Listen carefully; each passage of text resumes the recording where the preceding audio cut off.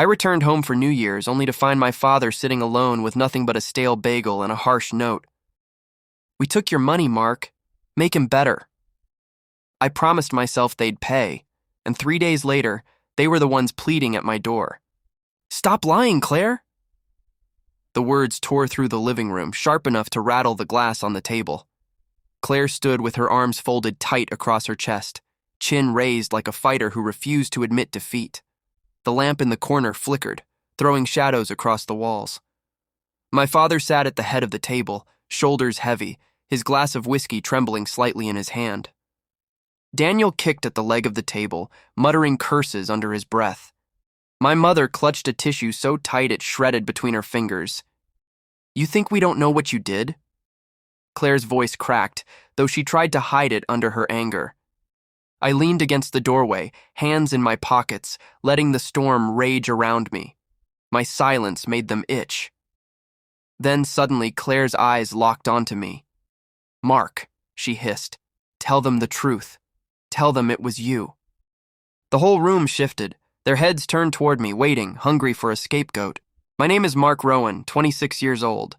To them, I'm the quiet one, the easy target, the extra piece at the table who never talks back. All my life I've played that role, the silent absorber, the wall they threw blame against, the one who carried their secrets so they didn't have to. But I wasn't just quiet, I was watching. Every look, every lie, every time they pretended my silence meant weakness. And tonight, standing there while Claire tried to pin her mess on me, I felt something shift inside me. I knew something they didn't, something I'd been holding in for months, a truth sharp enough to cut the whole family open. Family members introduced. Claire, 29.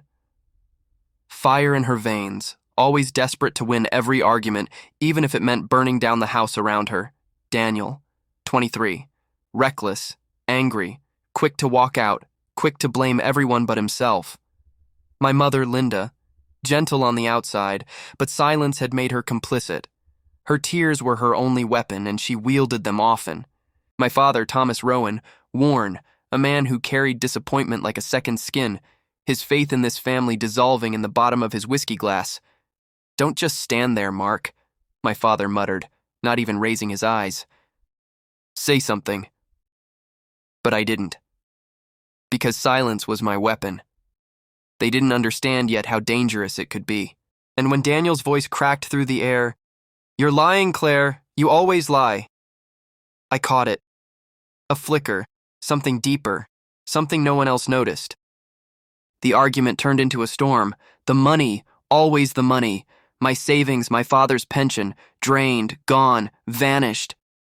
"You promised it was temporary," Daniel spat, veins showing in his neck.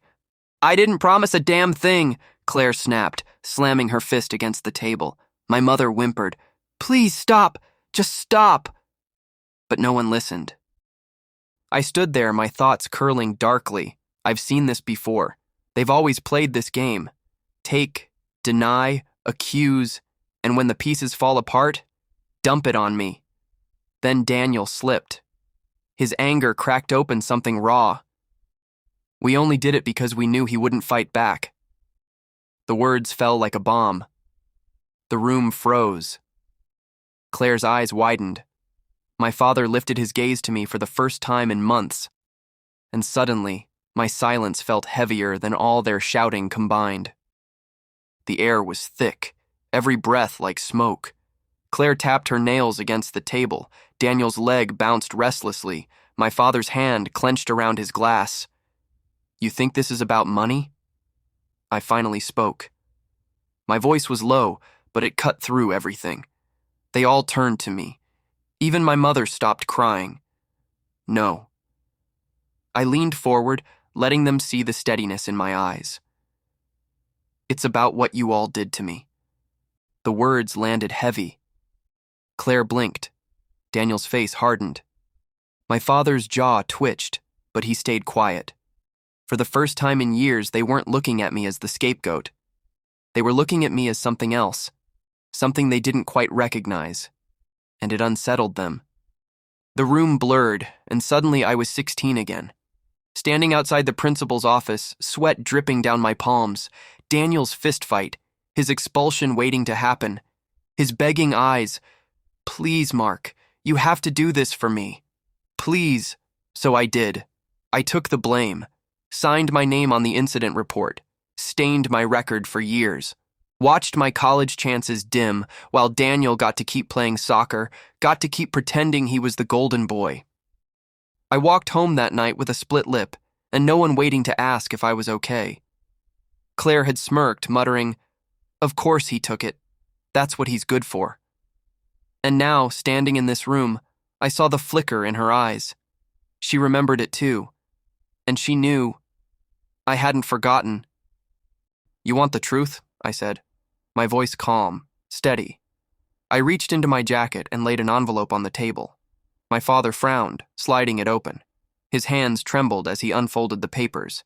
Bank statements, transfers, the loan under his name. Daniel leaned over, his face draining of color. "Claire, tell me you didn't." Claire's lips quivered.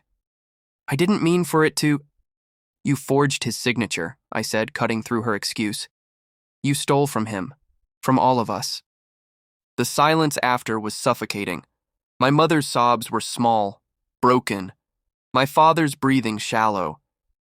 And then I delivered the final blade. "I knew about it 6 months ago. I've just been waiting for the right night to show you." Claire collapsed into a chair, covering her face.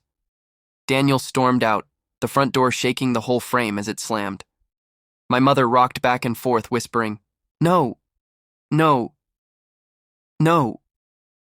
My father just stared at me, his eyes glassy, his voice hoarse. You knew?" I met his gaze, unflinching. "I gave you all my silence," I said. "Tonight I give you the truth."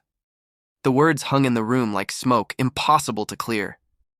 My mother reached for me, her voice trembling. "Mark, please, don't do this. Don't turn us against each other." But they'd done that to themselves. Long before tonight, I walked to the door. My footsteps were steady, deliberate. Claire reached for my sleeve, but her hand fell limp before she touched me. My father whispered, "Mark." Maybe an apology, maybe just my name. But the words died in his throat. I didn't look back. They'll never see me the same again, I thought as I stepped into the cold night air. And I don't need them to. The street was quiet, the sky wide and dark, and for the first time in my life, I wasn't dragging their chains behind me. I wasn't leaving with anger. I was leaving with freedom.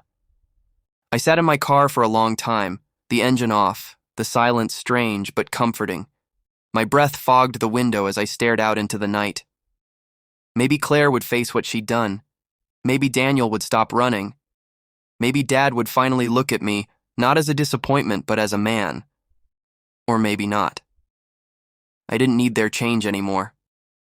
As I exhaled, I whispered to myself, "For the first time, I don't carry their weight. For the first time, I'm free." And it didn't sound like hope. It sounded like truth. If you were in my place, would you forgive them? Or would you walk away forever?